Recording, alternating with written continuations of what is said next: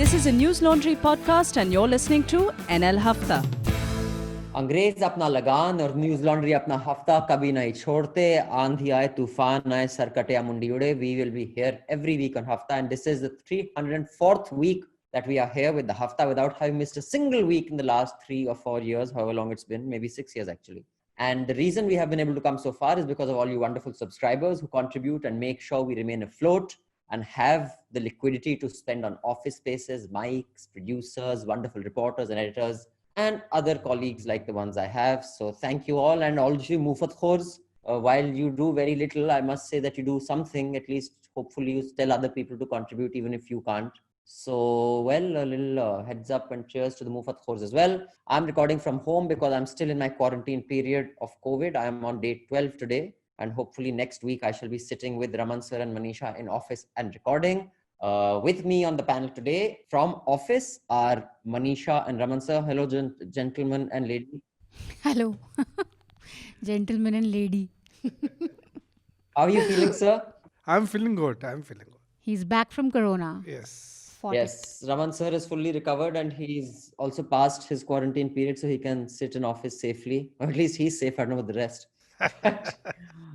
Joining me from his home state of Bihar is Anand. Hi, Anand. All well with you? You are taking precautions and not being part of any rallies or swearing-ins? No. Corona is not a major worry here. It is, in fact, it is not there in newspapers also now. Chalo, okay. And Jayashree joins us from Chennai. Hi, Jayashree. Hi, actually, I should say I'm in Bangalore now for a couple of days. Oh, you are? Okay. Yeah. So I'm not joining Hafta from the middle of a cyclone. That's what I was wondering, actually. I want to ask you. So, Yeah. But you really have friends and family there, right? Yeah. So I just missed it by a day. I'll tell you guys. Okay. So, but you didn't come to Bangalore because of... Oh, no. I had some work, so I was forced to come here.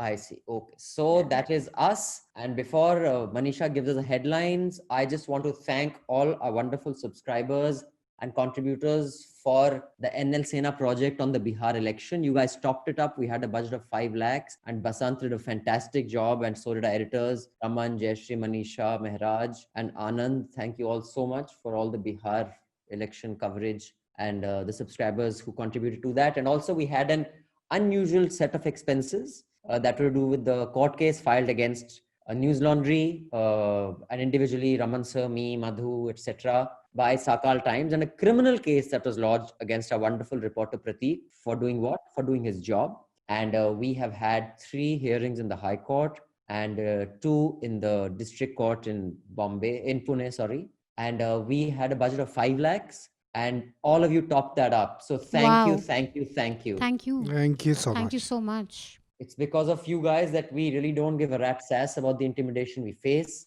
It's an inconvenience, but it's something that comes with the turf. So thank you for contributing to that. We will have a new NL Sena project up. If you go to the website and see, it is on the Love Jihad project. So we're going to have ground reports. You'll have an explainer by Meghnad. We will have 2 reporters who will travel to Madhya Pradesh and UP, if I'm not wrong, sir. Yeah.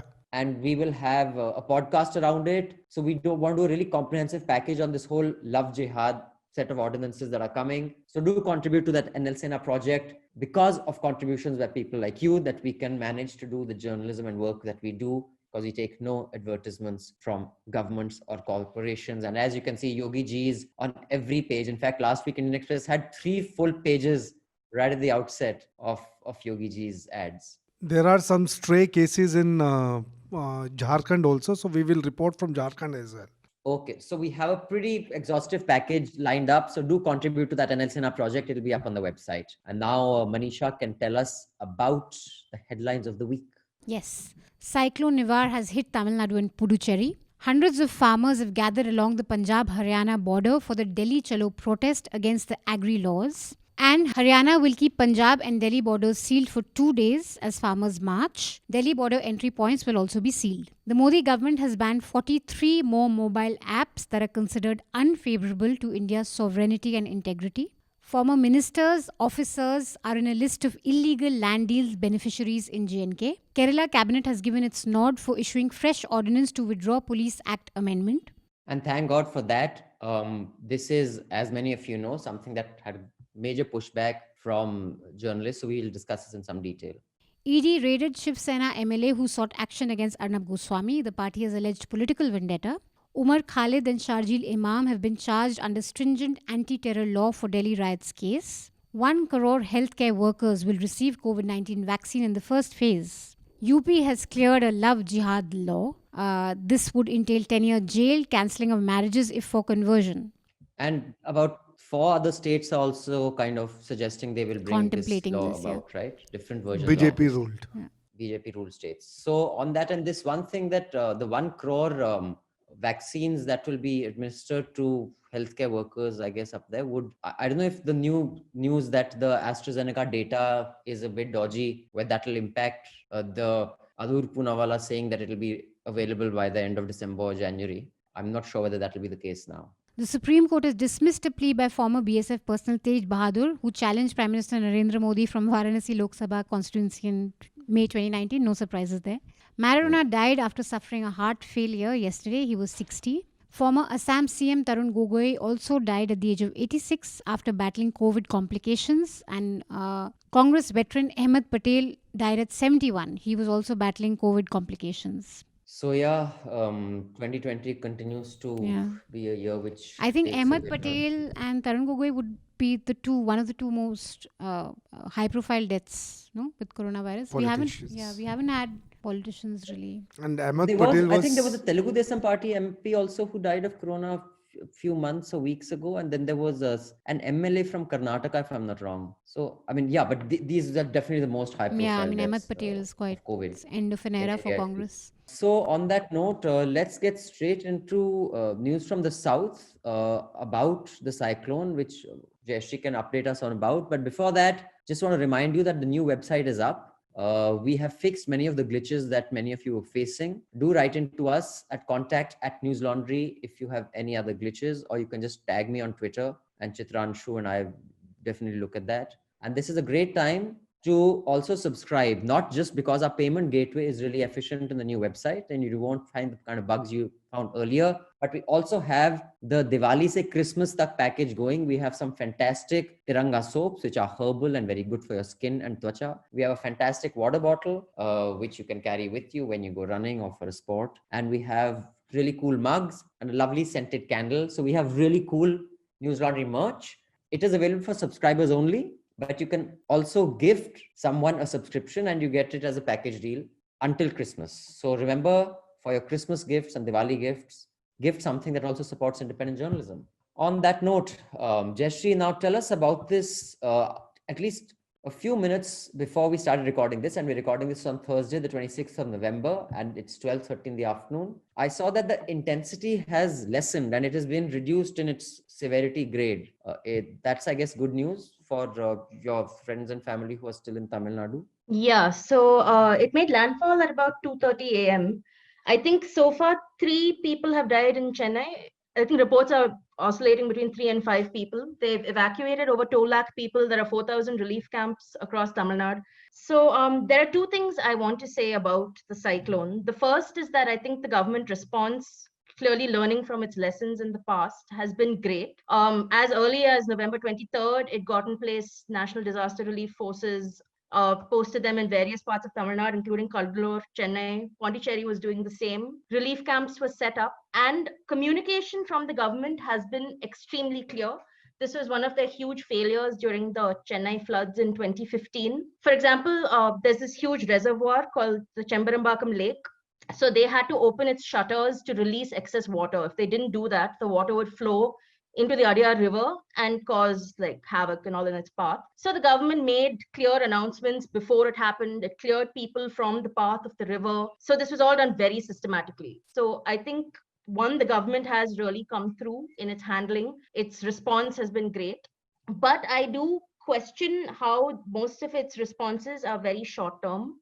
I mean, we all know these floods happen every year. We know cyclones happen very often from the Bay of Bengal, right? It's not something that's new to this part of the country. So the government doesn't take long-term measures for this. For example, there's an Adani port, which is somewhere in North Chennai, and it's been given the nod to expand. And this expands over wetlands, and wetlands historically protect surrounding areas from floods. But these are not things that the government considers as measures it needs to look at for preparing for floods and for cyclones and for rain. Similarly, the Buckingham Canal, which is one of the main waterways which supplies water. So the government has gone on this entire project of building drains in the city. It's clearing all the drains. So that's great, which means the water will flow faster. But all the water from our city's drains mostly wind up in the Buckingham Canal, which has been blocked. So how is that not part of what the government is doing? So as early as 2 days ago, they were building a road blocking Buckingham Canal in order to move machinery and build transmission towers. So I don't understand why every year we go through the same thing of preparing for a flood and preparing for a cyclone when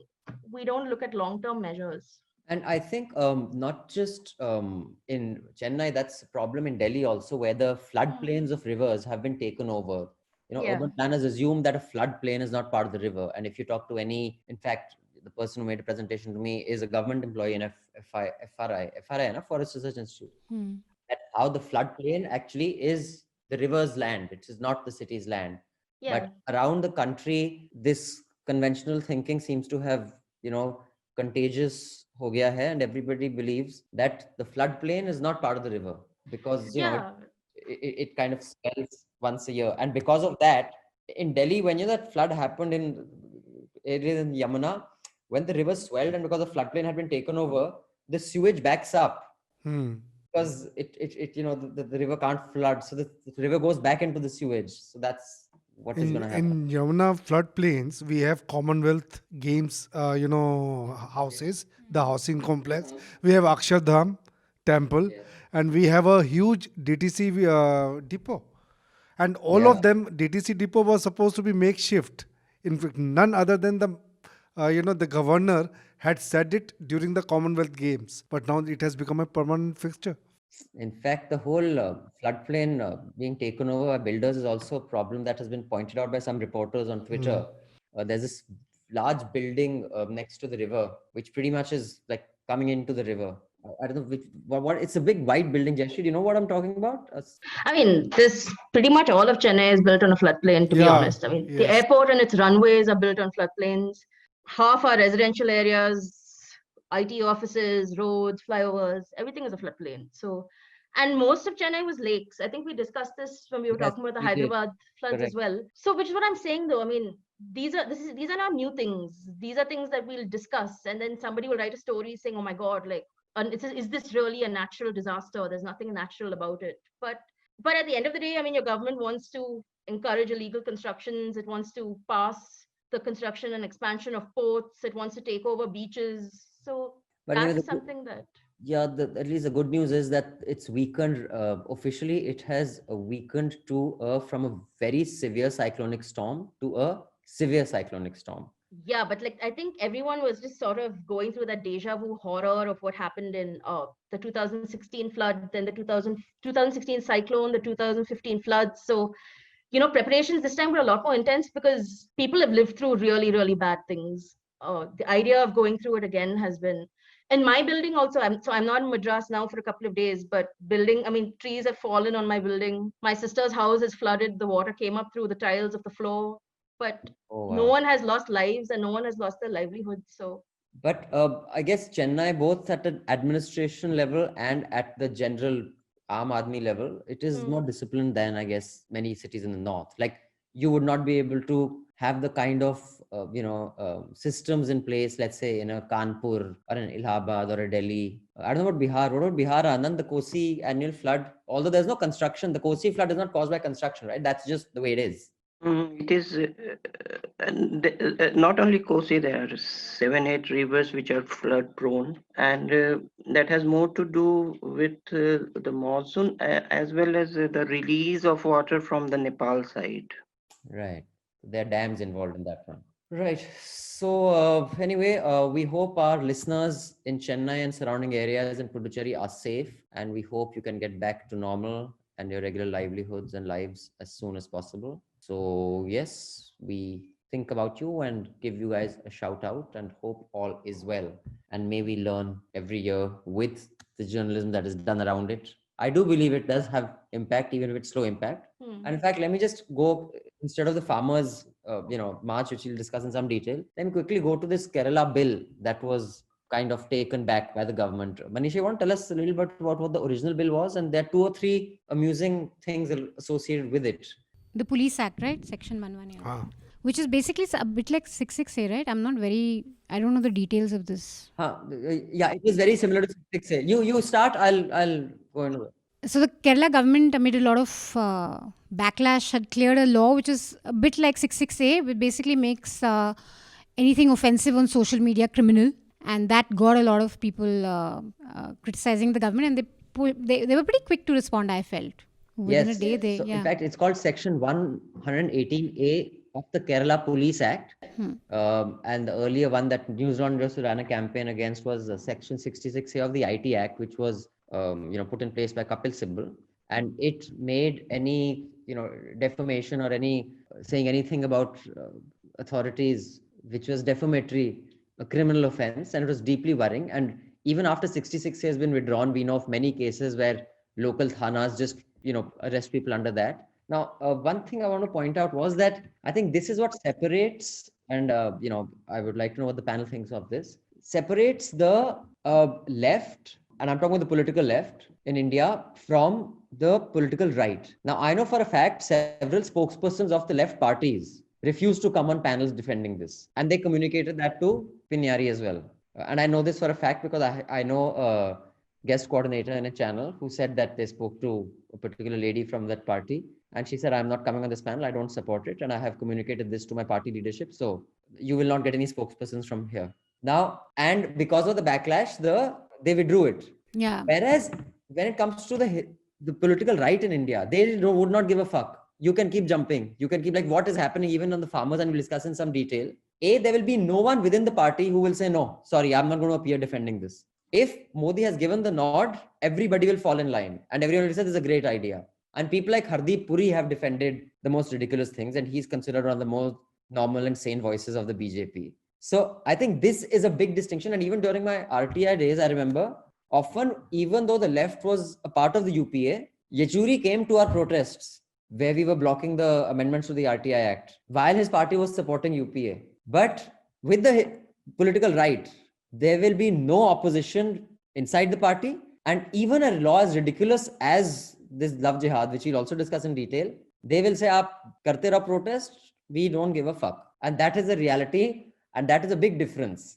And I'd just like to know what the panel thinks on this. Jayashree, you want to go first? Yeah, so I totally agree with you. But I'll get there. So one thing that I think the proposed ordinance did was it made terms much more vague, in which it said people who abuse and humiliate, rather than making it something strict like defamation. So I mean, great that it got a lot of criticism. And yeah, so I think absolutely this shows the difference between the left and the right. The legislation itself was shockingly draconian. I mean, they claimed its motivations was to protect women online, but I mean, the actual response was very authoritarian. But both in terms of the government listening to the voice of the people, and in terms of the CPM itself having an internal democratic structure where CPM leaders were criticizing it, I mean, that's a great sign, because when is the last time any government in India put out a draconian legislation, was met with protests, and then actually withdrew it? But when you talked about the left and the right thing, I feel even liberals have been criticizing it, saying that, oh, this shows that the left is no different from the right. But I think we should also remember that parties like the Congress put out draconian legislations like the UAPA and the NSA, but they never responded to criticism about it. So yes, that's true. In some cases, they didn't, like Section 66A, they did take back. But funnily enough, the Editors Guild has got Kapil Sibal, among other lawyers, as part of a legal advisory panel to advise and work with the guild on issues of press freedom. I thought that was, I mean, of all the lawyers you have in this country, you invited, who has done this, sir? Your friends must be part of Editors Guild making such decisions. Like, why would you do it? It's such a dumb thing to do, even from an optics point of view. I know. Also, he started that fly-by-night Operation Tiranga, which he just shut randomly. And then there was Barkha took him to court, and he obviously settled with Barkha, but a lot of other journalists were like, we had to be paid dues. And he defended 666 quite a bit. I mean, they did withdraw it eventually, or they did say ki theek hai, jo bhi hai.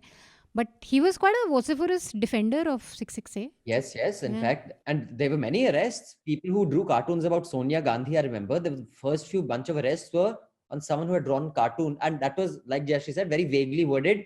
I remember these two words: causing annoyance. So if something that you post causes annoyance, bloody hell, man! The amount of people who annoy me, they should all be behind bars or what? But it was, yeah, as vaguely worded as that. And I think Asim Trivedi was sedition, no, who showed the parliament as toilet. That was also, I think, under UPA. So Yes. Anand, you have a view on that? Do you think there's a difference in how, the political left and the political right in India respond to criticism?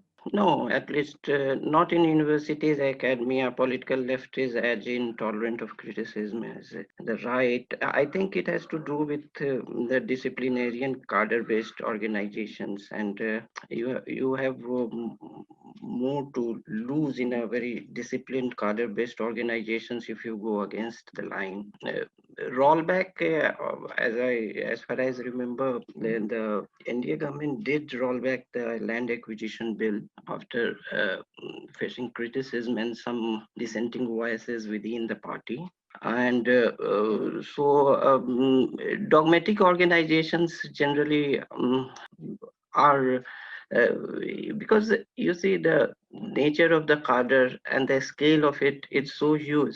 You cannot count for everyone whether he is for or against.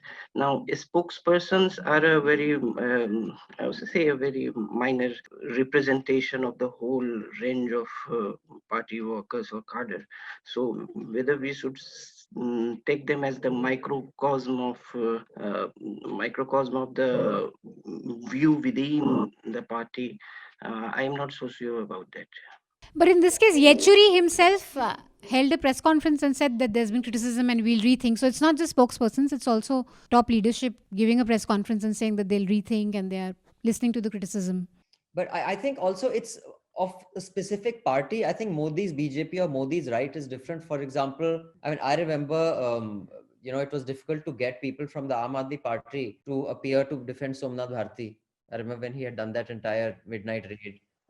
And there used to be all sorts of problems guest coordinators used to face because, when it comes to AAP, when it came to Congress, certain spokesmen say, "Hum to aayenge nahi, we don't want to defend this." And no party high command could instruct them to. Whereas Modi's BJP, no spokesperson will have the guts to tell any coordinator, "I'm not going to come to defend this." I don't agree. Because if it gets back to the party leadership, that's the end of your relevance in the party. So I do think it is also this particular BJP when nobody has the guts to say, "I don't agree." Like, I don't believe a Shahnawaz Hussain or Mukhtar Abbas Naqvi in their heart of hearts can think this love jihad legislation is a good idea. I mean, when Shahnawaz Hussain was asked because he has a Hindu wife, ki aapne love jihad kiya? He very cutely says, "Humne to love kiya." I don't know whether you guys have seen that clip. Now that's very cute and everyone is how endearing and all. But dude, what is your party doing? Like, aapka love, bakiyon ka love jihad. I'm also wondering though that left government's response has something to do with the media also, because look, if BJP had come up with such a law, everyone, all primetime anchors, top news journalists would support and do have the spokespersons ka kaam for them. When it comes to the left, there's like complete trashing from the liberal media, from the right media, from the centrist media. So I think that also, I'm wondering if any party is given that kind of adulation and complete like free pass in the press, would they also eventually become like a Modi government? I think I think the left of Bengal proved that it does. I mean, it happens to everybody. Yeah. No, I think in any party structure, is a monolithic one. So in most of the cases, the decisions that flow, I mean, nobody normally don't oppose. In this particular case, yes. In left, we have seen, the differences within. I mean, after the decision was taken. In case of Modi, I think things are far, serious. I agree with what Abhi has said, but I think I would like to go beyond that. In Modi's party, once a line is being given, like say nationalism or something, so the cadre can go to any level, any lunatic level, as lunatic as love jihad. So where the leadership doesn't, I mean, what I'm saying that it's not necessary that it has to flow from Modi, I mean, the cadre can take it to Sure. big level, I mean, any Wag the level. dog, the Yes. fringe takes over, like Yes. it's happening with Trump. I mean, Yes. Trump is retweeting like that Quaid guy, that completely mad actor. He's clearly clinically insane, the kind of stuff he tweets. The president of the United States is retweeting that stuff. I was blown away. I mean, if you see Donald Trump's Twitter timeline, that's the most powerful man in the world. I mean, that there has to be something fundamentally wrong with the politics of the world if a guy like that can get that kind of power. I swear. But sir, what do you make of this? The Editors Guild setting this panel of lawyers, which has Kapil Sibal in it, to announce a legal advisory panel to advise and work on Guild on issues of press freedom. Like, why would they do that? I mean, I just don't get this. I mean, Seema Mustafa is the president, right?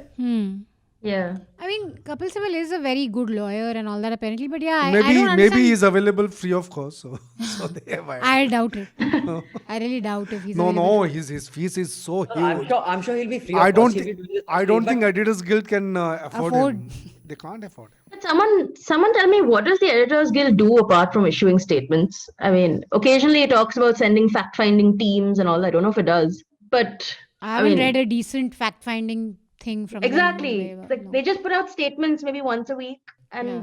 I don't see them doing Yeah, much. even as a so- lobbying force, they're No, really like, of late I'm seeing more statements. yeah, but they're not even a lobbying force Yeah, in they're the sense not. that, you know, They're like not. if They're they say something, the They're statement would have weight. They or would, can't you know, lobby. They are not even a pressure group. exactly, not even a Yeah, pressure group. yeah. Yeah. At least they should be able to be a pressure group. Yes.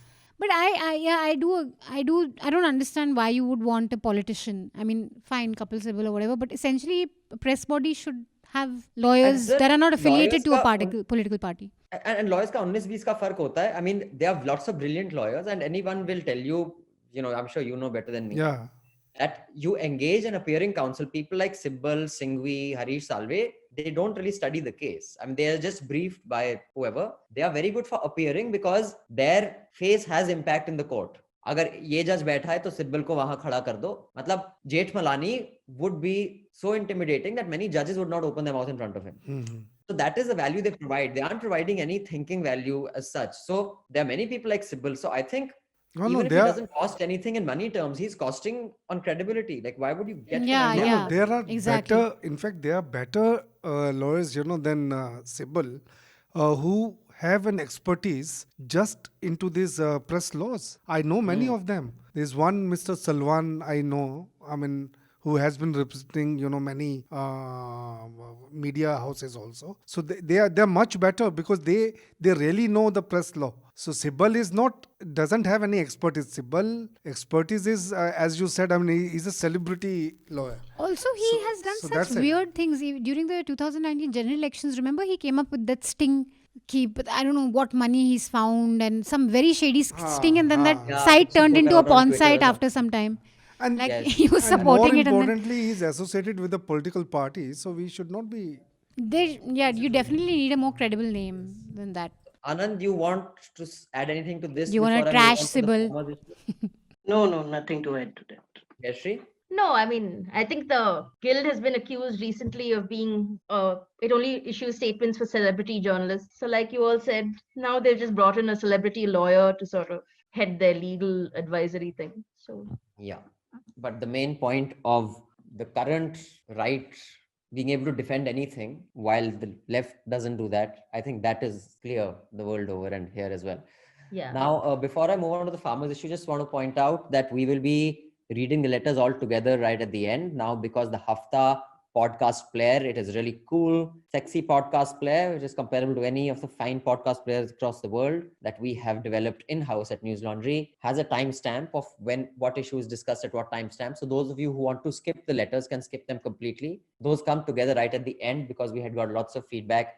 Many of you wanted the letters read out. Many of you said, no, they don't add any value, but we believe they do. So we've just clubbed it all together, and those who don't want to listen to them can skip that section completely. Now, coming to the farmers' protest, this is to do with the new farm law, which has been making news sometimes off and on for the last few months. Farmers from Haryana and Punjab were marching to Delhi.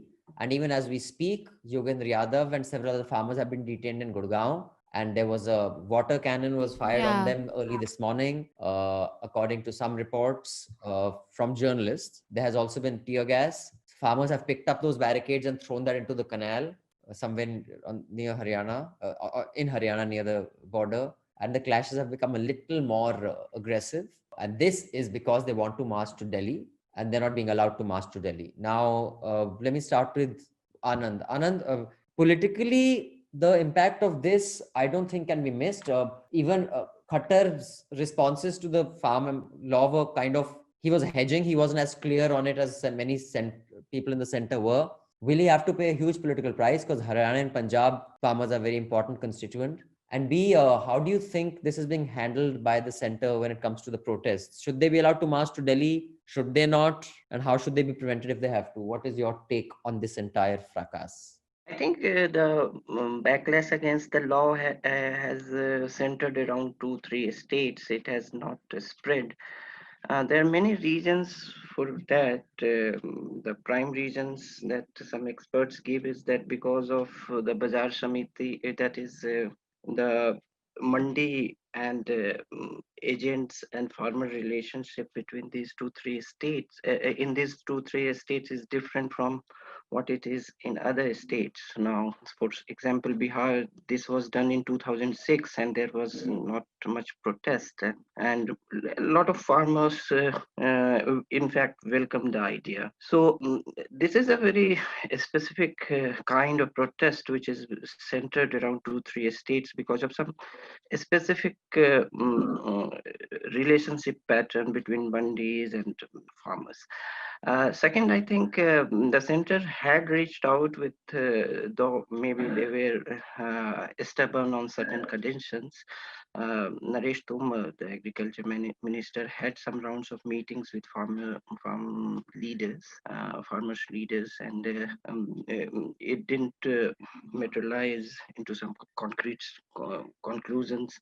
So the past history of farmers entering Delhi has not been very, you can say, peaceful, and that is playing on the nerves of law enforcing agencies. So these are the fault lines that for 2-3 days it would be crucial how it plays out. Right. What do you think, Raman sir? You saw, how they were confronted the protests. I think this whole culture of crushing dissent at a protest level is something that is new, and it is not being called out enough. In fact, last night there was love jihad being discussed on prime time while Farmers March was happening. Do you think they have a better chance of not being met with water cannons if while protesting they shout "Desh ke gaddaron ko goli maro salon ko," then they be treated a little more gently, you think? I tend to agree a little with Anand. When he said the past experience, with these farmers, particularly in, say, coming from Punjab, Haryana, and Western UP, is pretty bad. I mean, when they were marching towards Delhi, I mean, it has mostly resulted into violence, and it has also resulted several times into hooliganism. So I was coming from Noida today, and on the radio, when I was coming on the radio, they were already announcing that the Kalindi Kunj is jammed. This DND is also jammed. So I was worried, so where should I go? I mean, so if I can't take DND, then I should go towards Nizamuddin. But somehow I just took DND. I said, I took my chance. So I saw that on the DND, the police, there was a bandobast, a lot of police, but the Kisans had not come till that area. So I was able to, pass, that area. And I saw also the barricades near, huge barricades, and there were traffic jams, near All Indian Institute of Medical Science too. So I feel that, to some extent, this to stop this hooliganism, which really it has resulted always in the past. I mean, always. I mean, almost 99% it has resulted into it. It's The- not like farmers marching peacefully in Bombay, which was such a beautiful I was just scene. going to say that Ah. one of the most striking images were of farmers walking Yes. into Bombay. Yes. And they changed their timings also because there were board exams. But the point is, when they did that, it was just good photo op, but no one cared. Like, like it just. I mean, there Is was a lot of. any leader like Mahendra Singh Tikait was for the farmers. You know, Mahendra Singh Tikait had led yes. but then that his entire protest wo phus ho gaya tha. He basically ended up becoming irrelevant rather than achieving anything. There is no one such face anymore, is there? There is not one face, right? And in case of Rajasthan, Kirodi Singh Bensla was like he was a representative of his community, or was he like a Gurjar representative, or was he a farmer representative? Anand, do you have a view on that? Is he No, Gurjar representative. He was agitating for job reservations in government jobs. But he hasn't weighed in on the farmers issue. No. I think it was caste-based agitation for more reservation in government jobs. Right. So yeah, Jayashree, have you seen the images of the arrests and the water cannons in the freezing? Yeah, I mean, so I am strongly in support of protests. I think it's shocking that they're being met with tear gas, they're being met with water cannons. I think we also shouldn't forget that about 20 or 25 crore workers are going on a strike today. It's one of the biggest labor strikes happening across India, and it's happening today as well. They're also protesting the farm bills, they're protesting the new labor codes, they're protesting the privatization of banks and public sector units, they're protesting the fact that the codes do not allow them to go on strike. So, and I mean, protests are not meant to be convenient, right? They will lead to traffic jams, they will lead to chaos, because that is the point of a protest. If you want a protest to fit within the guidelines of what is amenable for the rest of the public, it's not a protest. So, and I think it's horrifying that they're beating them with water cannons. I mean, The reason they have given also is coronavirus, no? Ki pandemic ho raha hai, so you can't congregate, which is a bit rich after all of. which they don't use for other stuff, right? Yeah, For yeah. religious No, we've seen enough congregations. congregations now. I mean, we've seen weddings of like 200 people. I think there was an article on this also. The CPJ had issued something that basically authoritarian regimes around the world are using coronavirus as an excuse to to selectively crack kill down democracy. on. Because, like Jayashree said, religious congregations are allowed. We saw what happened in the Bihar election. So clearly they pick and choose where they'll allow a congregation and where they will pull the corona card. I don't think there's any doubt about that. Yeah, and in Delhi they had that some puja or something, no, for Diwali or something a couple of weeks ago. So that was allowed.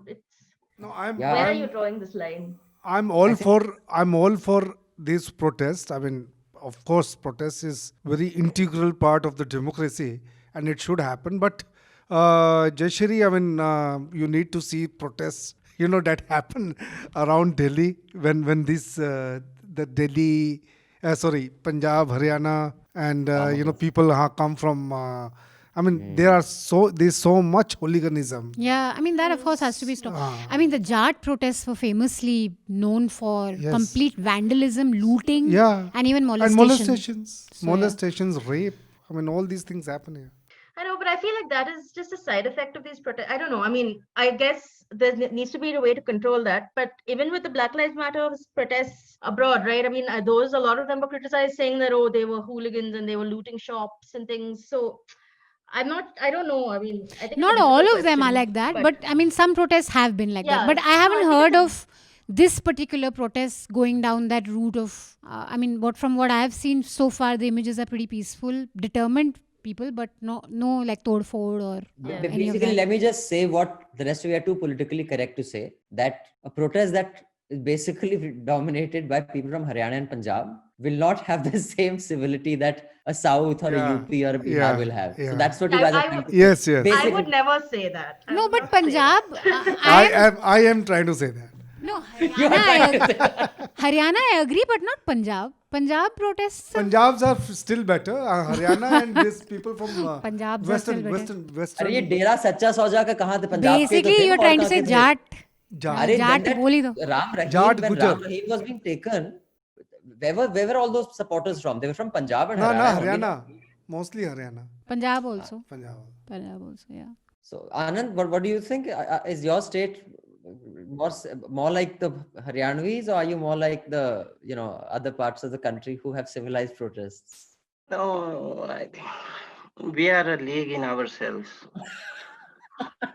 What does that mean? Please elaborate. No, Anand, can you elaborate? I mean, so that league is where? Like, where does it stand on the quality of protest in Bihar? You see, the energy of protest in Bihar has been such that it led to JP movement.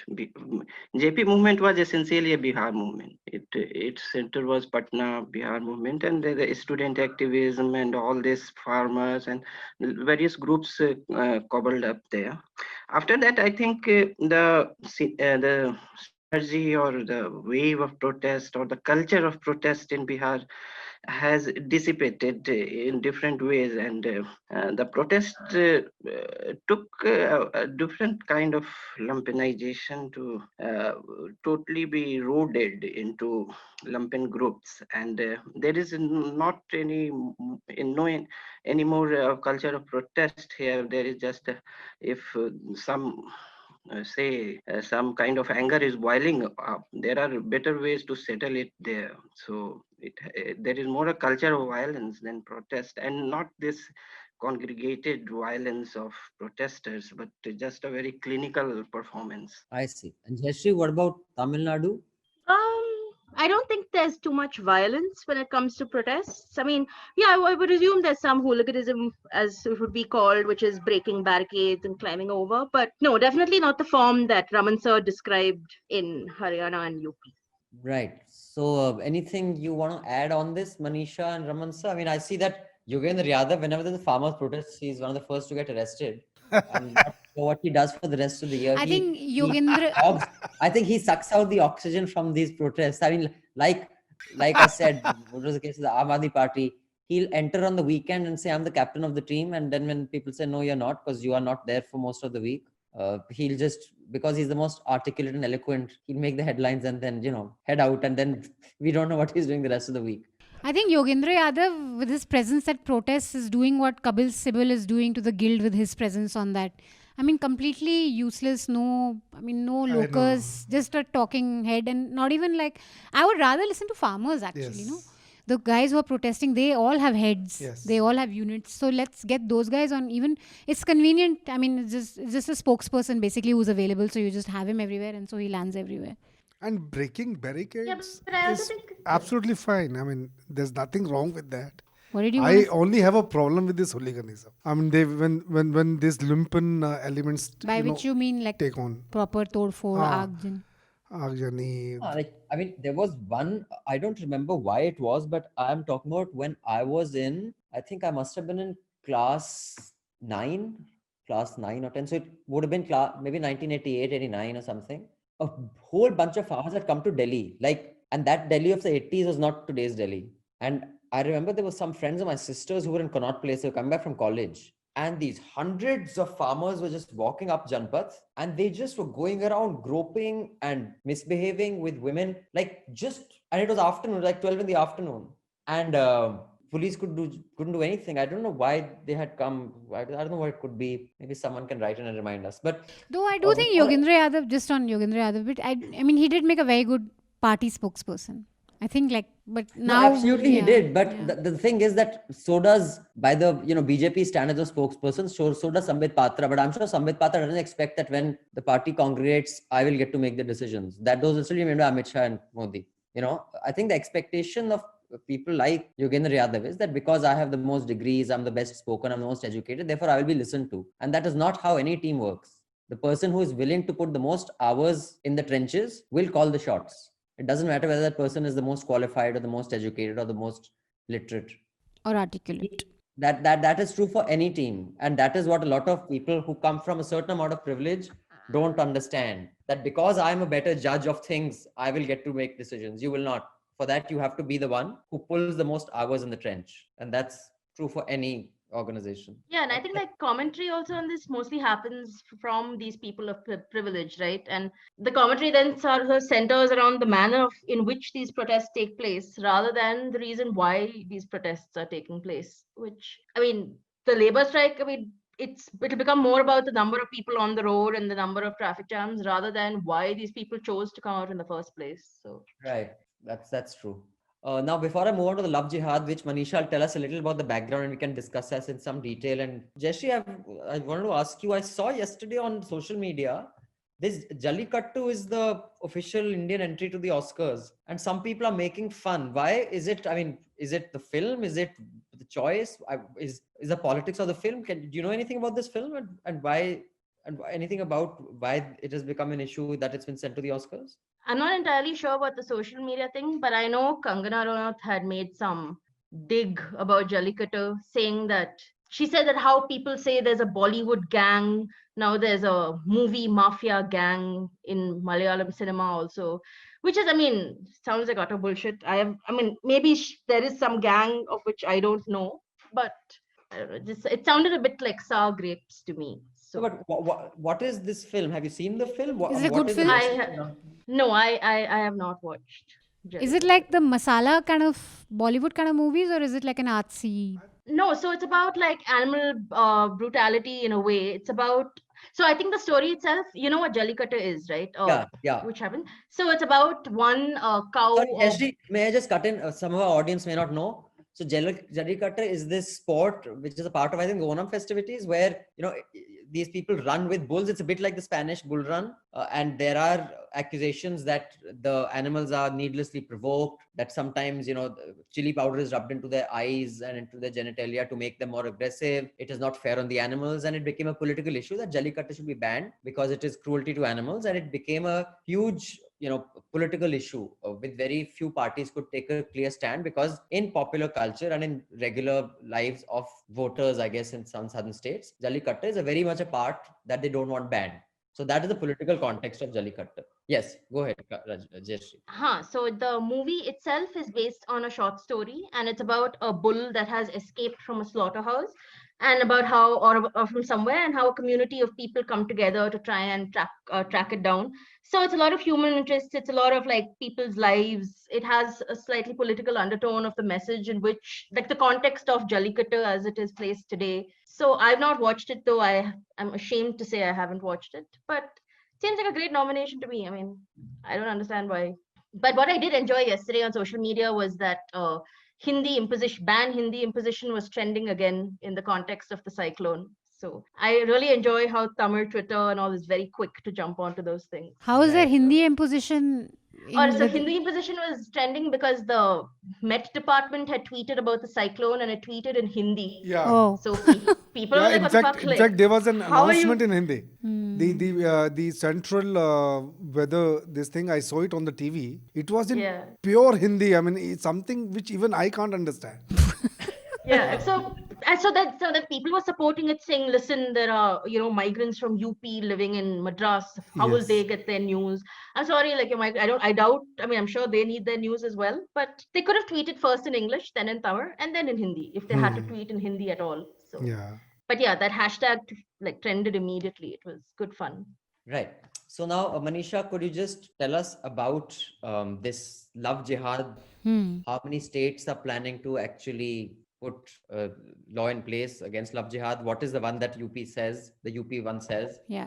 And how does the case that you mentioned impact the law? So the Uttar Pradesh cabinet has cleared a draft ordinance and it's basically against forceful interfaith conversions. And there are lots of proposals in it defining punishment. There are basically 3 heads. There's if you're guilty of converting through misrepresentation, force, or undue influence, or if you're converting a minor woman or someone from the scheduled caste or the scheduled tribes, and also if you're converting at a mass level. When the Yogi Adityanath government passed it, he basically cited a High Court judgment from the Allahabad High Court, which said that religious conversions only for the sake of marriage are unacceptable. And very recently, in another case of so-called love jihad, where a girl married a Muslim man, a Hindu girl married a Muslim man of her own accord and then converted. Her parents filed an FIR. So while pronouncing its judgment on that case, the Allahabad High Court said that single bench order was bad law, and that we cannot interfere with people's right to love and live the way they want to. So, and that is the law that this ordinance has been based on. Yeah, I mean, that's one of the explanations the Yogi Adityanath government gave, that, the Allahabad High Court has said so we are going to take it ahead and pass very stringent laws against conversion. Meanwhile, at the same time, in Kanpur, there were about 14 cases of so-called love jihad that the VHP wanted the SIT to investigate. The SIT came out with its findings that it could not come to any conspiracy angle, that there's no conspiracy, there's no concerted effort, and there's no foreign funding to these cases. They found that I think 3 cases were mutual, 11 cases involved kidnapping, coercion, or criminal activities. And out of those 11 cases, 3 cases they're saying are cases of men faking identity and faking documents. But even in those 3 cases, they couldn't find a conspiracy. And love jihad essentially it's not about a crime against a woman or a criminal activity. It's basically, the idea is to criminalize love itself. So yeah, because there are already laws against fraud. There are laws against fraud if I lie about who I am. So there are enough, provisions to deal with that. And also, the fundamental thing is that till now, the SIT has not come up with any conspiracy angle, and there's really been no breakthrough by any police saying that there's a conspiracy at a mass scale that Muslim men are being taught कि टीका लगाओ, कलावा पहनो और अपने आप को अमित बोल के हिंदू लड़की को फंसाओ. That kind of conspiracy has just not been unearthed. But I think one of the interesting things is that I've watched a lot of debates on love jihad, and when you see the BJP spokespersons, in which I also include the news anchors, the thing is that love jihad is no longer about lying about your identity and converting. It's about a Muslim man loving a Hindu girl. So a lot of spokespersons have said कि अरे हमें प्यार से problem नहीं है, प्यार करते हो लेकिन convert क्यों करते हो? Now in many cases of mutual, love, like in this case that the Allahabad High Court was giving a judgment on, the woman has converted. She has converted to Islam, but she's done it of her own accord. So now there's also this thing that, and she's done it knowingly. She's wanted to convert to Islam because she wants to be with this man or whatever. Hadia's case was also a bit similar, but she converted to Islam first and then she fell in love with a Muslim boy. But the thing is that love jihad is no longer about a conspiracy. It's now gone into the territory of why convert. If you love, you don't have to convert yourself. और धर्म परिवर्तन की करने की जरूरत नहीं है. और and also popular culture में मुस्लिम लड़के क्यों हिंदू लड़कियों को दिखाते हैं लव करते हुए. So like suitable boy kiss controversy. It's part of the Tanishq controversy. Yeah. There is nothing. I don't know how many people will be protected by this law. I think this is. I would find it very hard to find someone who can defend this on law. It is clearly a political messaging on the entire Hindu-Muslim is the issue that the BJP basically exists on. That is it. And nobody is interested in love jihad. In fact, this ordinance falls flat because it does not even legally define what love jihad means. So first of all, you need to define that. They have not defined it completely. And also whenever these cases have come up in the court, even the Supreme Court had also raised the same issue. So you had the NIA investigating that Hadia case. National investigation. So I think it is part of that larger narrative of causing divide in the society. But love jihad, I think what it really does is, and that's what's really scary, is it's going to make life really hard for young couples who are in mixed, from different religious backgrounds, who are in love or who want to marry. Because often in these cases what happens, and this ordinance gives a lot of power to relatives to file an FIR and say कि forceful conversion किया है, and then the onus of proving the conversion is on the person who's converted. So I have to prove it's not been forceful if my father says. And in so many cases, like I've reported on one in Meerut, where this girl was in a consensual relationship with the man. She had an abortion. So I think people got to know or whatever, and her family immediately cracked down on her. For about 6 months, because there was so much pressure from the family, and they had said all sorts of things, her organs are being trafficked, she was fed beef, she was taken to the madrasa and converted.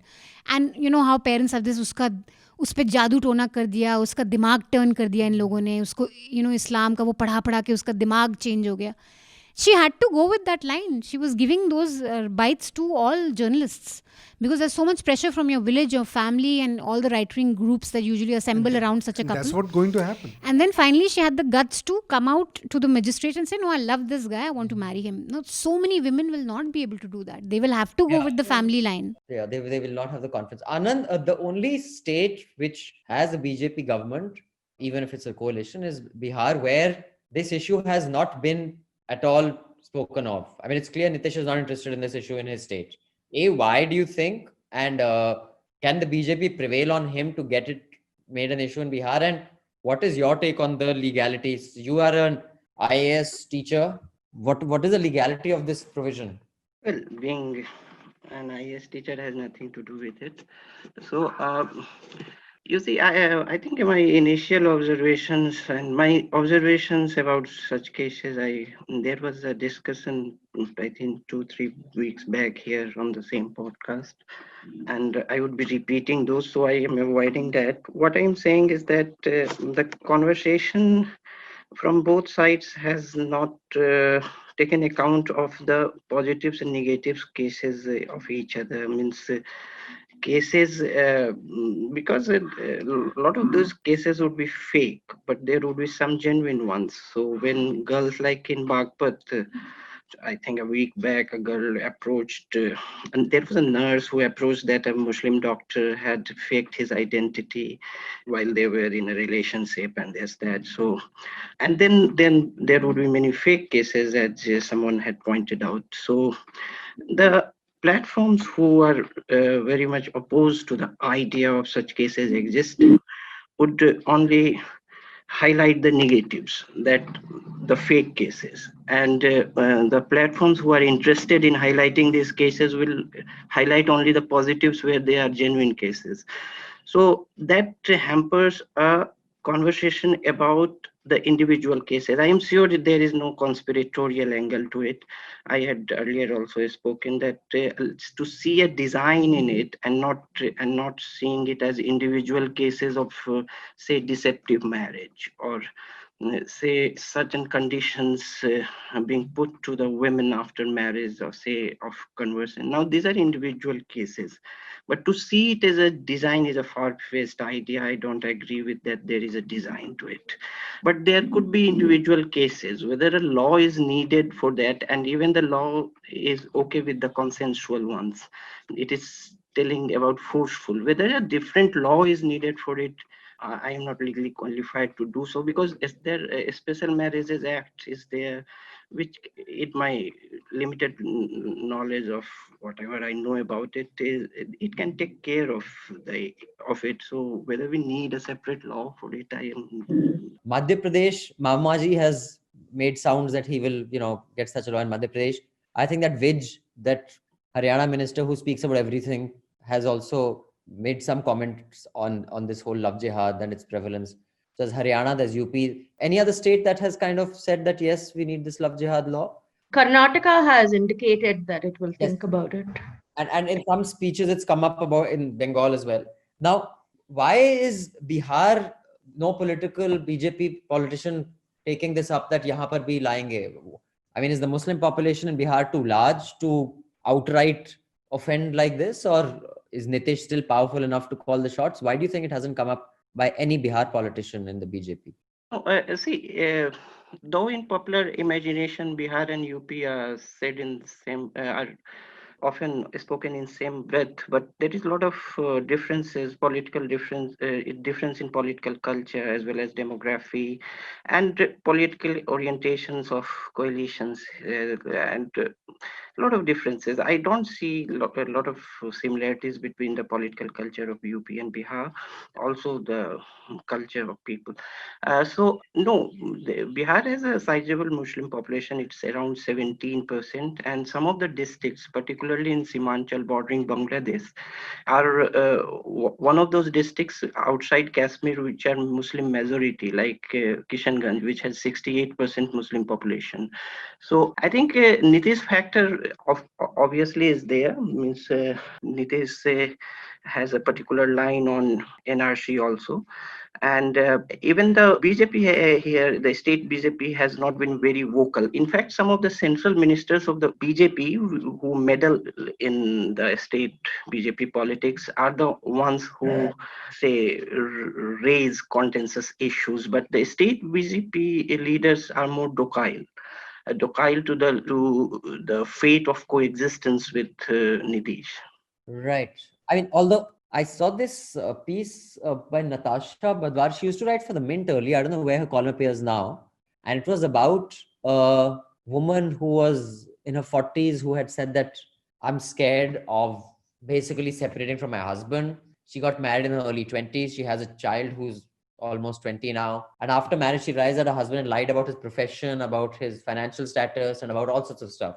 Now, there's no separate law for, I don't know, what would you call this if not love jihad? Love con man. As a Muslim, it would be love jihad. Love scams, because he's lied about things other than his religion. All love is scam, Abhinandan. Arre baba. Arre, statement of the year. It's all about trickery and scam. So, I mean, I guess a love jihad should come under the same provision that if you lie about your, ki bhai, what a lot of these Punjabis do, wahan par, they'll marry a woman here and go to the UK or US and marry someone there for citizenship and then abandon this. And that's terrible. There are so many horrible cases of women. In India, I mean, I was studying. There was a very good, brilliant Bihari student. I mean, he was my classmate. I used to, feel for these guys living in the hostel. So I brought him home, gave him ghar ka khana. So, and he saw my sister. He proposed to my sister. And I said कि यार ये लड़का तो काफ़ी होशियार है, बढ़िया है, मुझे तो कुछ फ़र्क नहीं पड़ता बिहारी है क्या है. तो मैंने कहा मम्मी ये तो अच्छा है.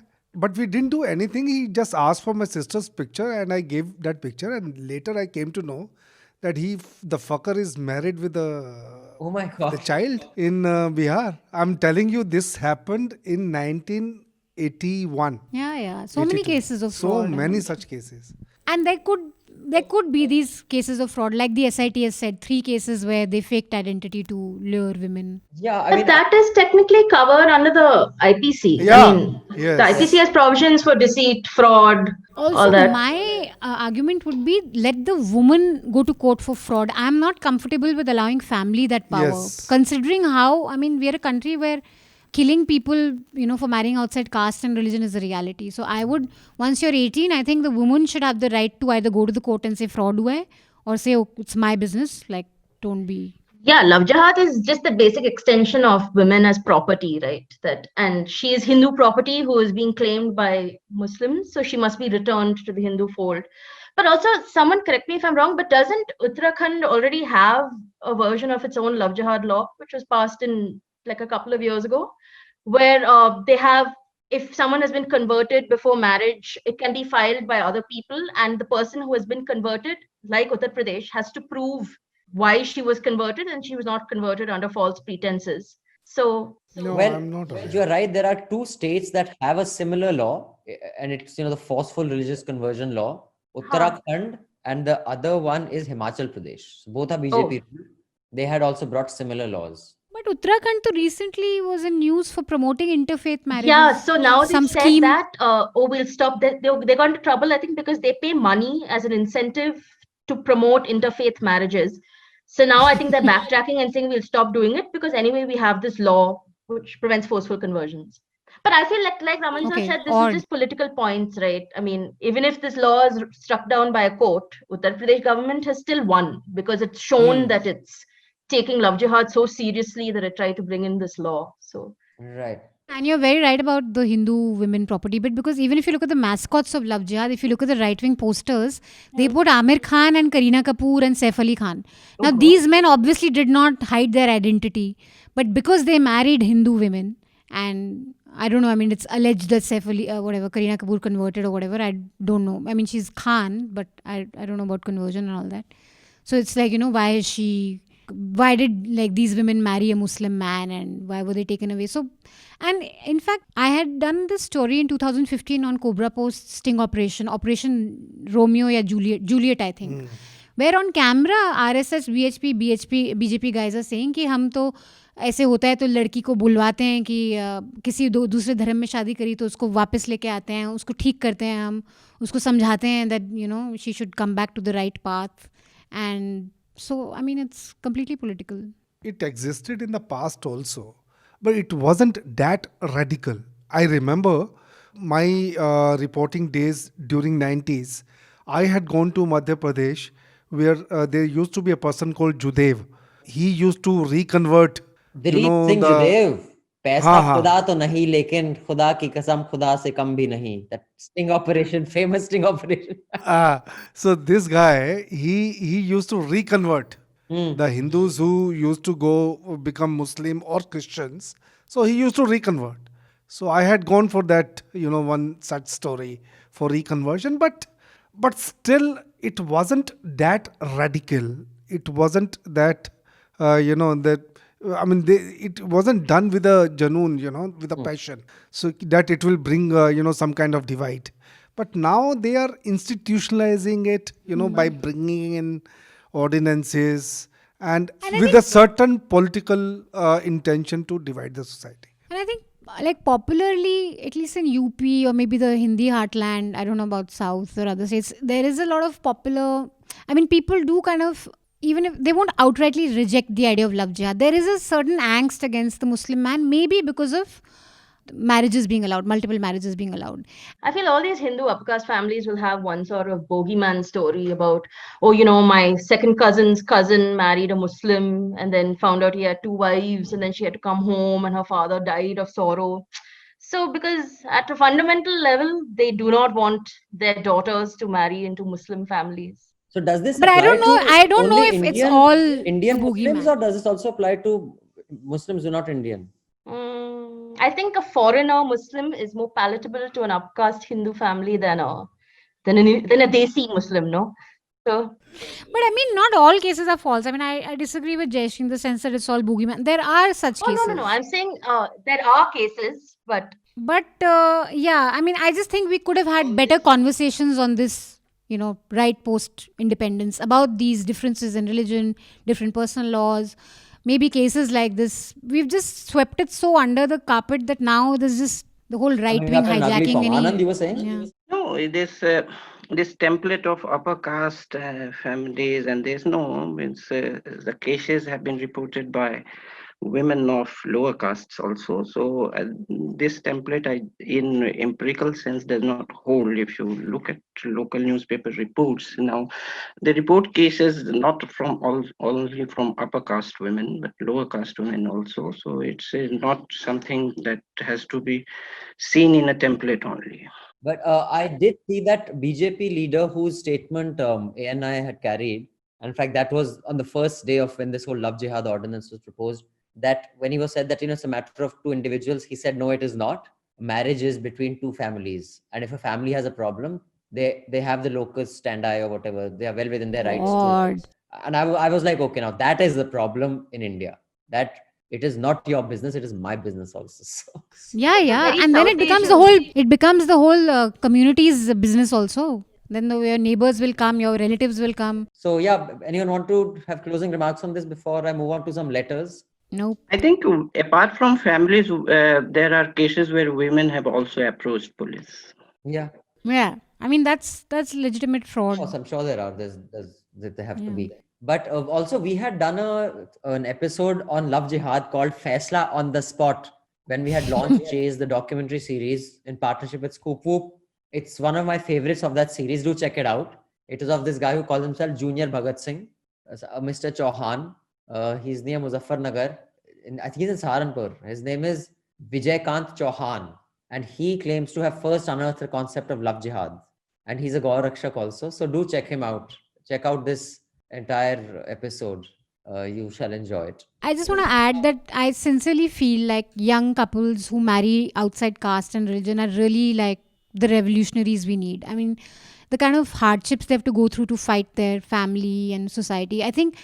I would be for schemes like Uttarakhand government where you support them financially if you don't have the backing of society or your parents. But to go against them and to give one more weapon to the family to make life hell for young lovers is disgusting. we can laugh about love jihad and all, but just imagine being someone in love, with a guy who's from a different religion and being unable to be with them. It's just terrible. So we have a NL Sena project on Love Jihad, the whole Love Jihad package. We are sending 2 reporters out. In fact, we're going to have ground reports from Jharkhand also. Jharkhand, UP, Madhya Pradesh. There'll be a podcast on it, and there'll be an explainer, which Meghnad will do on the legal aspects. So do contribute to this NL Sena project. Go to newslaundry.com, click on the NL Sena button, and do contribute, because we don't take any advertising money, and all the reportage and work we do can only be done as long as people like you contribute and keep News Laundry afloat and alive. So please do contribute to this NL Sena project. It's a very important one, and the quicker we top it up, the better, because this is very topical right now. So we'd like to wind this up in the next 2 or 3 weeks, at least the ground reporting, and then we can write it out and develop it over the next couple of weeks after that. So it is up, and also there's a good time to subscribe to News Laundry, because our new website has a much more efficient payment gateway, and we have that wonderful scheme of Diwali se Christmas tak, where you get goodies as part of the subscription package. So do gift your loved ones a News Laundry subscription, because with that you also get really cool water bottles, mugs, and herbal soaps. So you can not just keep yourself clean, well-fed and hydrated, but also support some good independent journalism. So thank you for those of you who have subscribed, and those of you who are listening to it for free, Mufat Khors. If you are students or don't have a job, that's fine. You have every right to be a Mufat Khor. But if you do, and you have no hesitation in spending on cigarette packets or a couple of thousand on one evening outside, and the rest of the time you sit and whine about how miserable the media is, then don't whine if it is Arvind Kejriwal's ads and Yogi Adityanath's mugshots that keep journalism alive. Because these days, at least in Delhi papers, these are the only 2 people who seem to be advertising. So if you're going to step up and do something about it, only then will journalism serve you, because when the public pays, the public is served.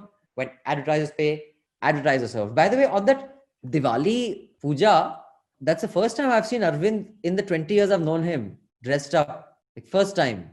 I was like, dude, that was like, did you see how decked up He he went was to for the Diwali Akshardham. puja? He went to Akshardham temple. It was like proper, like I was like, like, Was he dressed up? I didn't see.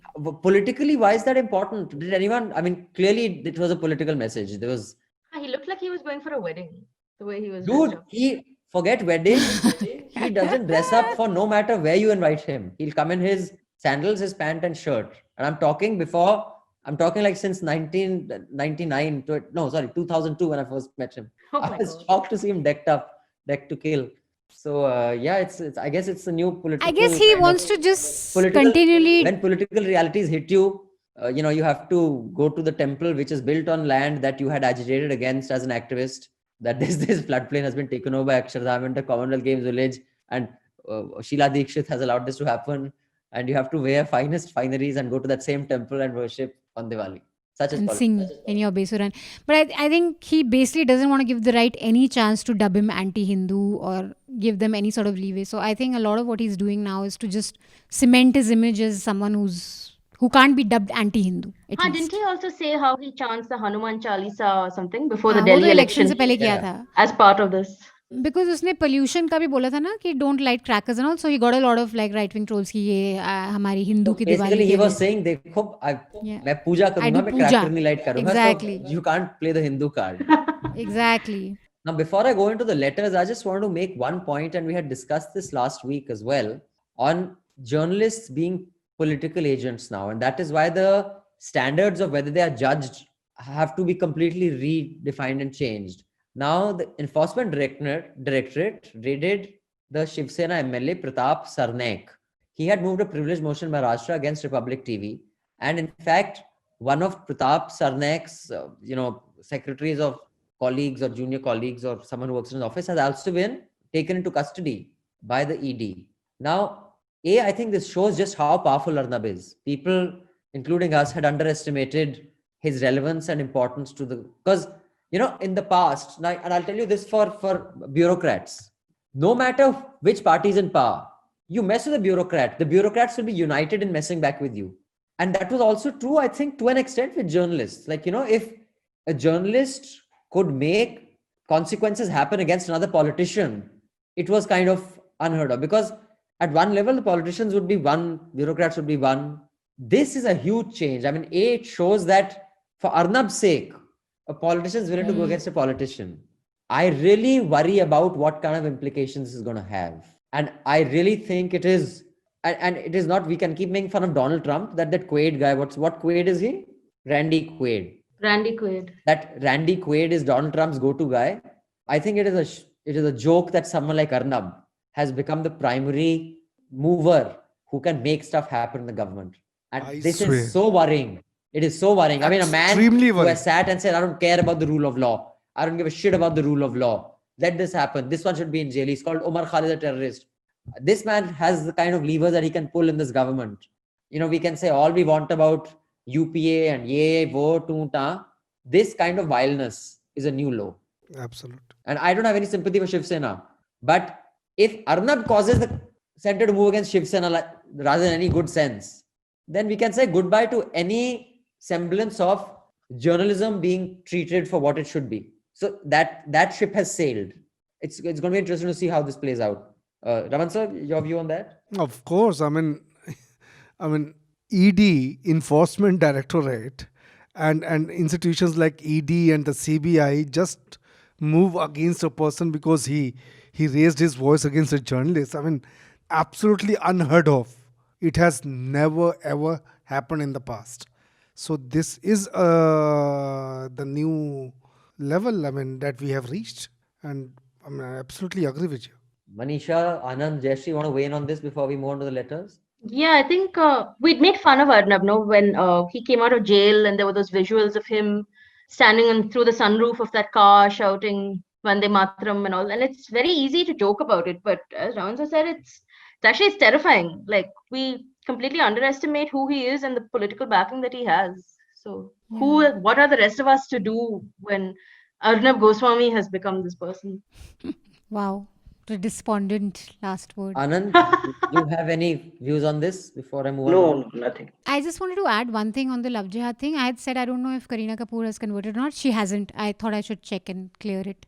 Right. Because we shouldn't add to the Love Jihad boogie. But did Sharmila So Tagore? She had to convert. I don't know about that, but this piece in Times of India says that Amrita who was Sikh, converted to Islam just before her marriage to actor Saif Ali Khan, but Kareena Kapoor did not. I think Sharmila did convert. Maybe would it help with the property and all that, like in the That's what. these Yeah. royal families, like you need to have. Dharmender and Hema Malini did.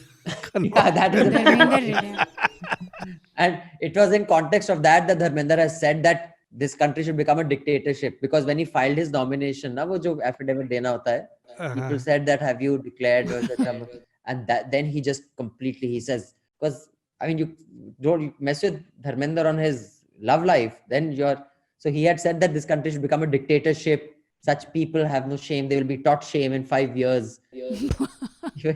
Because he was being told to give his Muslim name or whatever. Yeah, something about it. The affidavit that he had filed. Kiतना मैं तेरा खून P जाऊंगा because they Basanti, Masi ji. But okay, now here are the mails.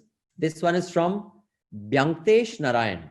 Byanktesh says, I'm a subscriber. Allow me to give some feedback about the 21st November Hafta. I appreciate your idea of not making Hafta an echo chamber and provide a platform to all shades of views. Having said that, the choice of Smita Prakash as guest left me uncomfortable and disappointed. If I have to jhelo Smita Prakash, I will watch Republic or Times Now. Why would I plug into her Hafta? Watch her commentary on Republic or Times Now. She contributes in the communal vicious cringe fest with equal aplomb. She has a major contribution in dragging Indian media to the current state. This dangerously communal, malleable crony media owner comes on Hafta and pontificates about Indian media and is dishonest and hypocritical, to say the least. She blocks people on Twitter at the slightest disagreement, and hearing her preach was amusing. If I may ask you, did Smita Prakash get paid for her appearance of Hafta? If yes, it would be a double whammy for me. I look forward to you, Mehraj, Manisha, Raman sir, and Anand discussing peeling off the layers of current affairs topics with differing views on Hafta. It works even without an external guest. If you don't get a right person, that's fine, but don't fill the guest slot with people like Smita Prakash. So no, she wasn't paid. It was, we may send her a gift, which is like a bottle and a soap set or something, but no, she was not paid, Byanktesh. But, my view is that we should at least I would like to invite people with differing views on the Hafta. The only thing I will not do anymore is invite people who have made outright bigoted statements, like an Abhijit Majumdar. I've called him in before. People like him in any case are cowards. We had called him for Media Rumble, he didn't come. But someone hasn't indulged in outright bigotry, I would like to invite them on this platform, even if I may disagree with some of their stuff. That's my view. If anyone has anything else to say to Vyavtosh, can I move on to the next? Yeah, I kind of agree with you. You can challenge their views here, but yeah, I think We should not shouldn't. shun Because anyway, people. We should not close, But And I will say ANI one thing and- that, I get, our wonderful subscribers' frustration, because I wanted to disagree with a few things with Smita, as Byantesh said, but when she came, she had a very different commentary on stuff that she has had a very different commentary on when I've seen her on other. So then you're caught flat-footed, it's like a politician to you will say something else, on another platform will say something else. So you say, okay, fine, now what do you say, Yeah, I mean, forget News Laundry and Republic, but you can see the difference between Republic and NDTV itself. The same, what she would say on a Republic versus what she would say on an NDTV. It's very different. Yeah. Okay, so this email is from Guru Nandan. Guru Nandan is over 300 words, so I won't read the whole thing. Guru Nandan's best wishes for all the COVID positive members of the wonderful team that has enabled a lonely expat to stay in touch with the country of my birth and growth. Well, Guru Nandan, thank you so much for being a part of making News Laundry what it is. You are as much a part of our being able to do what we do. Second, many thanks for inviting Chitra to your panel. I still find Madhu's old interview with Chitra on News Laundry one of the best conversations about what an inner life of a journalist is and even possibly should be. Last, I have a great interest followed the politics of modern Western countries, not because it holds lessons for South Asia, but because understanding how ordinary people go about making citizens' choices about their future is a lifelong passion. I was therefore a bit disappointed to hear that the discussion about the volume of Trump's base essentially echoed the opinions of the Western liberal press, which is New York Times, Washington Post, Guardian, etc. The dialects of opposing narratives that run through citizens' thinking are significantly different from those seen from the lens of these publications. May I therefore take the opportunity to recommend 2 books to you and to your audience that go significantly deeper than equating the Donald as an Arnab times 100 or a Modi times 10 to understand the numbers. The first 2 are Thomas Frank, What is the Matter with Kansas? A study of why people will vote for an entity that they know will work against them. And the second, Listen Liberal. The name says it all. May I also recommend Useful Idiots, a Rolling Stone podcast by Matt Taibbi and Katie Halper in better understanding US politics. If you can't find copies of the book in India, let me know. I would be honored to send you mine. Thank you for the wonderful work and more strength to your team's members, elbows, as you nudge your audience with facts so they fight the right thing. And Guru Nandan says, I find Trump disgusting. Just saying in case you mistake my liberal perspective for its simplistic opposite. No, actually, that's not what it comes across as, Guru Nandan, but I'm definitely going to pick up these books you mentioned because I'm curious to see. There was one podcast on this, cognitive dissonance also, that I'd heard a long time ago, why people will vote for those that are clearly working against their interests. So yeah, I'm definitely pick up these books. Thank you so much for that recommendation, Guru Nandan. I repeat, the 2 books that Guru Nandan has suggested are Thomas Frank's What is the Matter with Kansas? And the second is Listen Liberal. And he's also recommended a podcast called Useful Idiots. Then this email is from Deepa Shri Mahajan. Deepa Shri says, belated Happy Diwali. I have been listening to the Hafta for over a year. I have been a subscriber since June. I love the Hafta. Can't believe this is the first letter I've written. I want to keep this letter short. Abhinandan's comments on Indian Me Too movement, I would like to strongly disagree with your views that the movement did not achieve jack shit. That's in inverted commas, which is probably the word I used. Have you completely forgotten about the Priya Ramani and MJ Akbar case? It is still sub judice, but taking a former minister of state to court over his misdeeds with women was no small feat. And in other cases, women who have been failed by the state and due process so many times finally found a platform to speak about their trauma and their experiences. You as a man may not understand it, but we at the very least found a sisterhood where we could look for support, understanding, and resources to fight against these predators who would have continued living without any fear and regret. It started a dialogue on consent and respect, and I don't think you can say it achieved nothing. Even if it made our lives safer, thus better by a fraction, I would say it has achieved a lot. Your new website doesn't load on Chrome. I have been looking forward to the launch. Deepashri, I don't know why it's not loading on Chrome. I'm using it on Chrome. Can you also just mail me on abhinandansekhri@gmail.com? I repeat, abhinandansekhri@gmail. Are you on a mobile? Because if you're on a mobile phone, there's some combinations of geographies, the instrument you're on, and Chrome. But by and large on Chrome, it's working. Chrome, Firefox, Safari, we've checked it on various platforms, but do write in if you still have a problem. And thank you for everything you do. I would like to especially thank your ground reporters who've done a fantastic job of reporting the Hathras case and Bihar election. That would be 3 reporters actually. Hathras was reported by both Akanksha Akanksha and Nidhi. Akanksha and Nidhi, and Bihar was by Young Basant. Basant. Also, after living in Mumbai all my life and witnessing floods year after year, the issue of flood resilience and disaster management is something I keenly follow. So thank you, Deepashri. I guess I kind of overspoke on that it's achieved jack shit. I agree with you.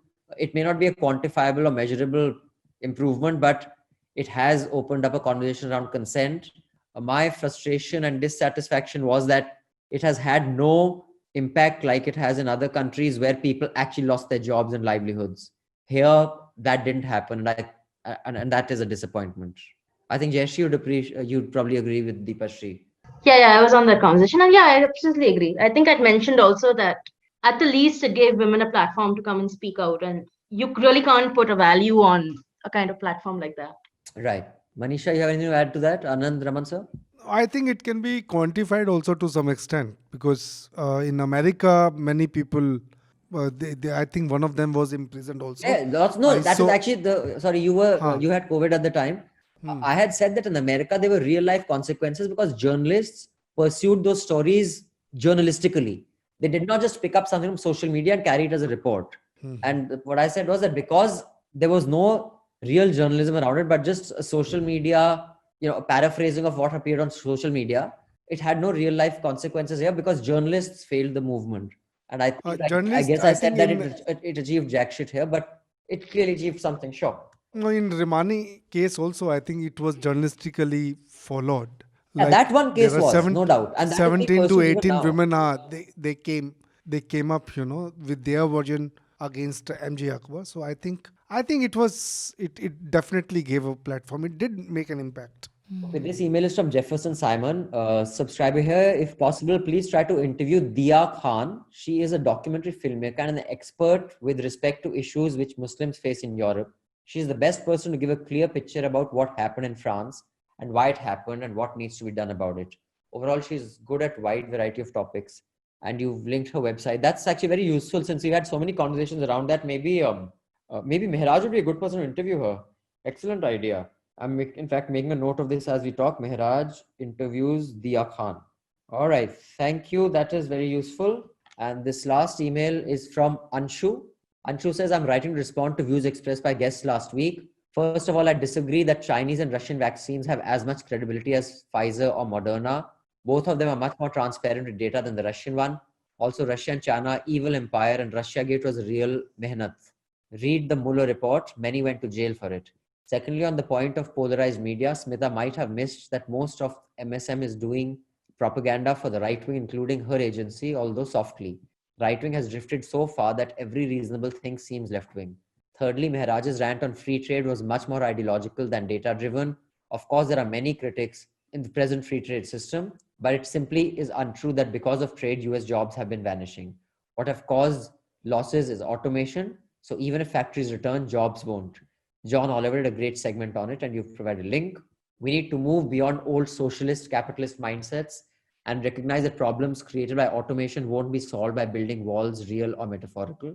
Candidates like Andrew Yang address this issue in detail.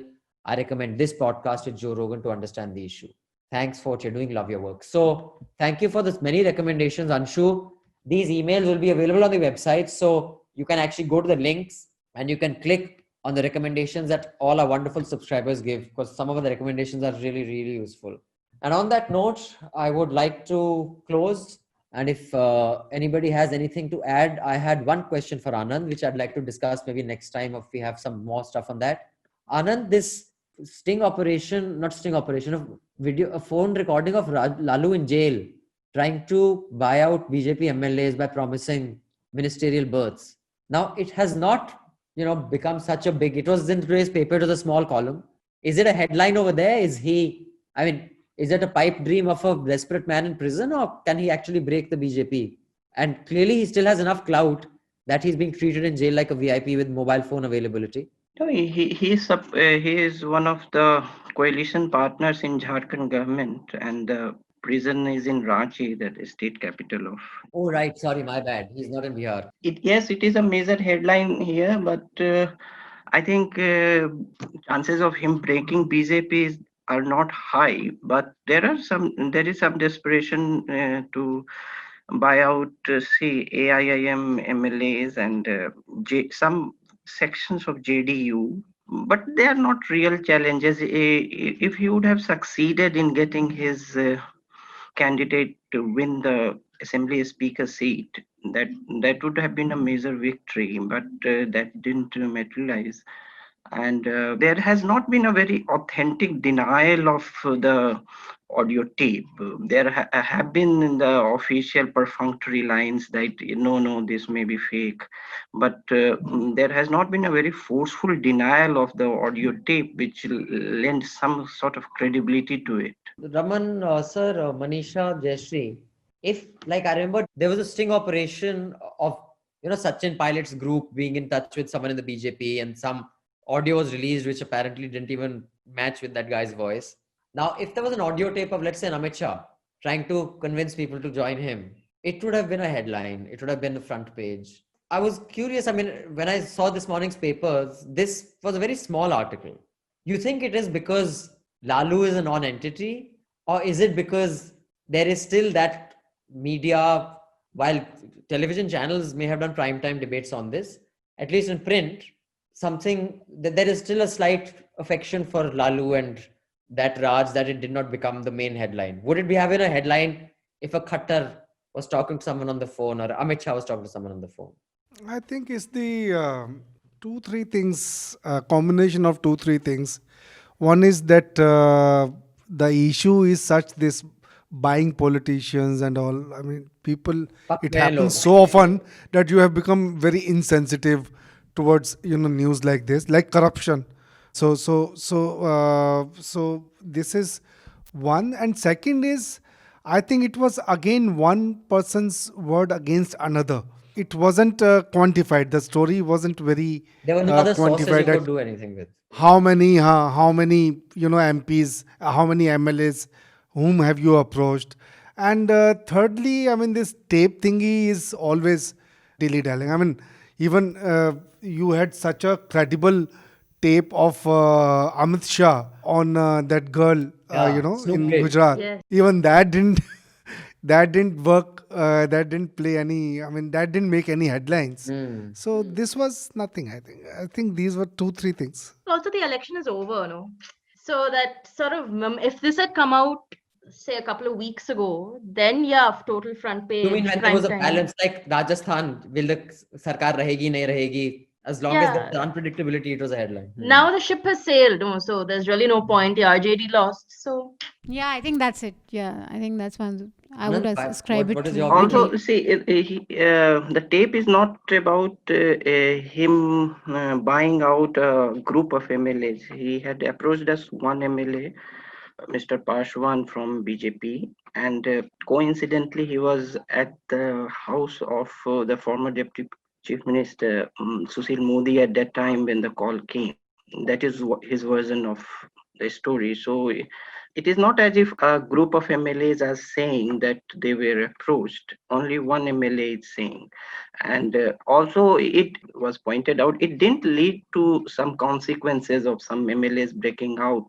So it was a non-starter, if at all it was a conspiracy. Right. On that note, we will give you recommendations for the week. Can I start with Jayashree? What do you think can enrich the lives of our listeners? oh yes, I am ready to enrich. So I have two recommendations. My first is a 2014 story. It appeared, it was published by Grist Media on Yahoo. Okay, so it's called Remember This Much, The Sea Will Eat You, and it's written by environmentalist Nityanand Jayaraman.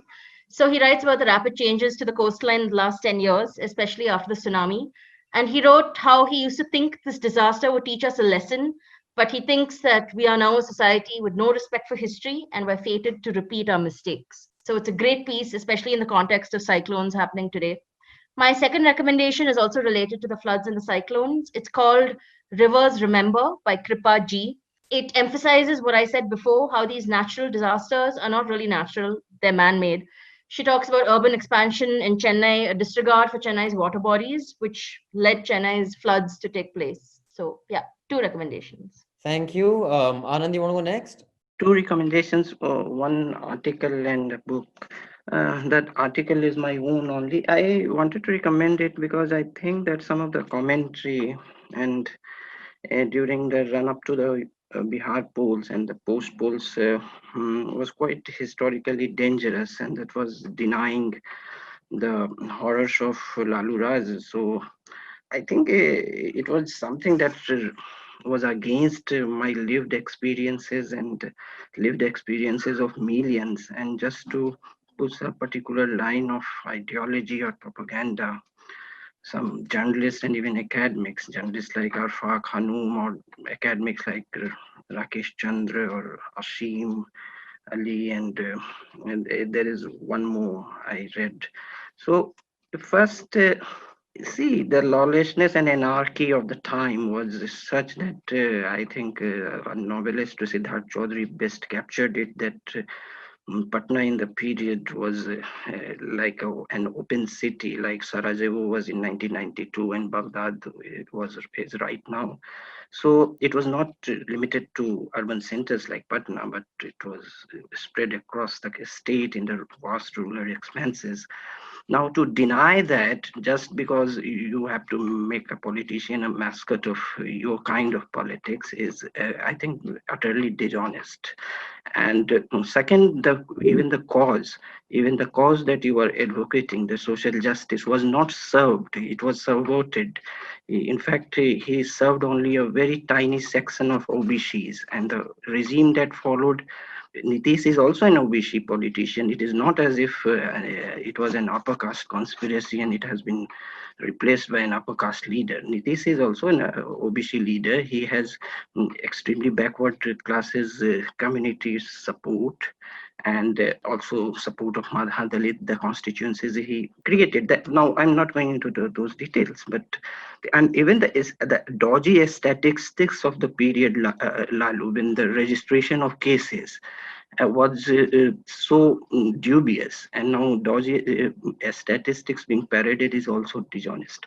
My second recommendation is a book by Ramchand Guha, which he has recently come out with, his Commonwealth of Cricket. It is his kind of cricketing memoir. I finished it recently, and it's a fascinating read from a cricketing memoir type, since he is also a cricket historian. He has gone through his memorable lanes of writing cricket, observing cricket, and some of the social and political commentary he has also tried to push in. I disagree with some of it, but as a complete package, it's a very good read. You should review it. Yeah, why don't you review it and speak to Guha? Yeah? I'll organize the interview. Huh? Will you do that, Anand? Oh, okay. Okay, great. That's a good idea. We'll try to do that. Also, just to lower my credentials for the interview, in the conversation, I mispronounced docile as docile. So sorry for that too. That's okay. I mispronounce stuff all the time, especially in Awful and Awesome. And Rajshri keeps correcting me. But I still mispronounce because I'm Punjabi. And pronunciation di ta assi kuch bhi kar dende hain. But Manisha, your recommendations for the week? So one of my pieces from 2015, Ye Shadi Nahi Ho Sakti, how a paranoid right wing is playing spoil sports for young couples in love. It's a sting operation by Cobra Post, but the interesting thing about the sting op was that when Cobra Post called up people they had stung, they all agreed to everything they'd said. So my criticism to this back then was you didn't need a sting because everyone was pretty happy to talk about, what they were doing. But it's in this whole love jihad thing, it's a good thing to watch and read because it tells you how this, people in power have used state machinery to go after, young couples. An essay in The Atlantic, right-wing social media finalizes its divorce from reality. The strap says Fox News acknowledges Trump's loss, Facebook and Twitter crack down on election lies, but true believers can get their misinformation elsewhere. It's quite a fascinating piece. Raman sir. In DNA, we had done an excellent series on Chennai floods. Sai Manish was the reporter and I had sent him from Delhi. I think these reports will really be relevant. So I'll try to retrieve them because now DNA has closed down. So I'll just ask Sai. I think stories will be available online. So I'll try to arrange those stories. And the second is our own story by Nidhi and Akanksha. This is about Papi Devi, who bled to death. She gave birth to a girl baby, and that girl baby, disappeared mysteriously, and later I think she was found dead, buried somewhere. And even this woman who needed, medical attention and urgent medical attention, but her husband brought her back home, and she bled to death. It's a very good story. Initially, there were no criminality involved, but gradually, when the father he pursued the case, so now there are 2 FIRs, though there are no arrest made, but it's a very telling story. Right. So my recommendations are 2 this week, actually 3. One is a really interesting podcast that is on my favorite podcast platform, that is NPR. It is called All Your Genes Are Belong to Us. It is about, patenting someone's gene and how companies that did that in order to find a cure to cancer, the ethics around it, the law around it. And because when I heard this, it reminded me of a story I had worked on as a researcher in the 90s when I had just joined Newstrack, a story called Dunkel Draft. Anand, is this Dunkel Draft must be taught in UPSC, right? Yeah, it was about that World Trade Agreement. Yes, correct. Yeah. So at that time while I was working on the research for a senior reporter, I was told to research, and I came across the case of John Moore's spleen. And this is a very famous case in America where a man called John Moore had leukemia or some cancer, and he was getting operated, and his spleen had to be removed, and his spleen had some cell growth, which was very abnormal. So the doctor used that cell, and they realized this cell growth has some properties that can help fight cancer. So they patented his spleen and made money of it. And he filed a case that I should have a part of those profits. It's my spleen, they're my cells. And he lost that patent case. So there's a New York Times piece on it. These are all archive pieces, but I highly recommend you listen to this podcast, and then you can read any of the New York Times or WAPO pieces on the John Moore's spleen case. And it was written about extensively. And it kind of gives you an idea of the bizarreness of law, ethics. I mean, it's not as black and white, but it's just an interesting thing to listen to. But have you guys heard of the John Moore spleen case? Anyone? Nope. Yeah. You should. It's fascinating. And the third thing I would recommend everybody do is just Google on YouTube Maradona and see the magic of the man. And I'm a huge football enthusiast. In fact, even in my old age, I still play regularly. It's what I've missed most during my COVID lockdown. And one of the reasons he is considered the greatest of all time, like people say that, one of the greatest is Messi, and, some people say Pele, some people even say Garincha or Ronaldo. But why Maradona? Because he won the World Cup with a fairly mediocre team. He didn't have the kind of team that a Zidane had, or that a Lothar Matthäus had, like he had Klinsmann and Rudi Völler. Maradona did not have that kind of team. Single-handedly, he carried them to the World Cup. And he played at a time when you could get beaten up a lot more. Today, showing the studs is an immediate red card. A tackle from the back is an immediate yellow card. At that time, a man like Maradona was pounded and beaten. In fact, if you see the World Cup match in 1990, 86 he won, right? I think the 86. first match was Cameroon versus Argentina. Each time Maradona got the ball, he was brought down. And those are big Cameroonian players. So, I mean, just see the conditions he played in, what the ball used to be like, what the turf used to be like, what the rules of football were like. And you'll truly appreciate how wonderfully great this man was. And it's a huge loss to every football enthusiast.